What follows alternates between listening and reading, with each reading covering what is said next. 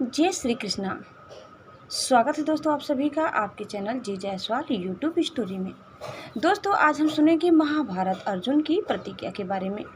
महाभारत का भयंकर युद्ध चल रहा था। लड़ते लड़ते अर्जुन रणक्षेत्र से दूर चले गए थे।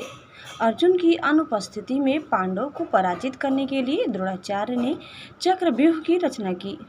अर्जुन पुत्र अभिमन्यु चक्रव्यूह भेदने के लिए उसमें घुस गया। उसने कुशलतापूर्वक चक्रव्यूह के 6 चरण भेद लिए, लेकिन 7वें चरण में उसे दुर्योधन, जयद्रथ आदि 7 महारथियों ने घेर लिया और उस पर टूट पड़े। जयद्रथ ने पीछे से निहत्थे अभिमन्यु पर जोरदार प्रहार किया। वह वार इतना तीव्र था कि अभिमन्यु उसे सहन नहीं कर सका और वीरगति को प्राप्त हो गया। अभिमन्यु की मृत्यु का समाचार सुनकर अर्जुन क्रोध से पागल हो उठा। उसने प्रतिज्ञा की कि यदि अगले दिन सूर्यास्त से पहले उसने जयद्रथ का वध नहीं किया तो वह आत्मदाह कर लेगा। जयद्रथ भयभीत होकर दुर्योधन के पास पहुंचा और अर्जुन की प्रतिज्ञा के बारे में बताया। दुर्योधन उसका भय दूर करते हुए बोला, चिंता मत करो मित्र, मैं और सारी कौरव सेना तुम्हारी रक्षा करेंगे। अर्जुन कल तक तुम नहीं पहुंच पाएगा। उसे आत्मदाह करना पड़ेगा। अगले दिन युद्ध शुरू हुआ। अर्जुन की आंखें जयद्रथ को ढूंढ रही थी, किंतु वह कहीं नहीं मिला। दिन बीतने लगा। धीरे धीरे अर्जुन की निराशा बढ़ती गई। यह देख श्री कृष्ण बोले, पार्थ, समय बीत रहा है और कौरव सेना ने जयद्रथ को रक्षा कवच में घेर रखा है। अतः तुम शीघ्रता से कौरव सेना का संहार करते हुए अपने लक्ष्य की ओर बढ़ो। यह सुनकर अर्जुन का उत्साह बढ़ा और वह जोश से लड़ने लगे, लेकिन जयद्रथ तक पहुंचना मुश्किल था। संध्या होने वाली थी, तब श्री कृष्ण ने अपनी माया फैला दी।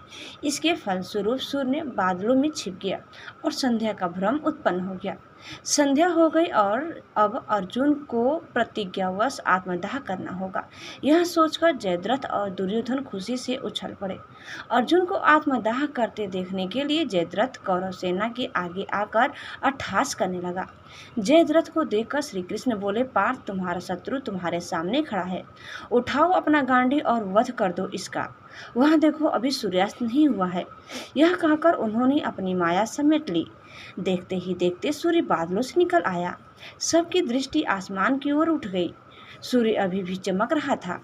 यह देख जयद्रथ और दुर्योधन के पैरों तले जमीन खिसक गई। जयद्रथ भागने को हुआ, लेकिन तब तक अर्जुन ने अपना गांडी उठा लिया था। तभी श्री कृष्ण चेतावनी देते हुए बोले, हे अर्जुन, जयद्रथ के पिता ने इसे वरदान दिया था कि जो इसका मस्तक जमीन पर गिराएगा उसका मस्तक भी 100 टुकड़ों में विभक्त हो जाएगा।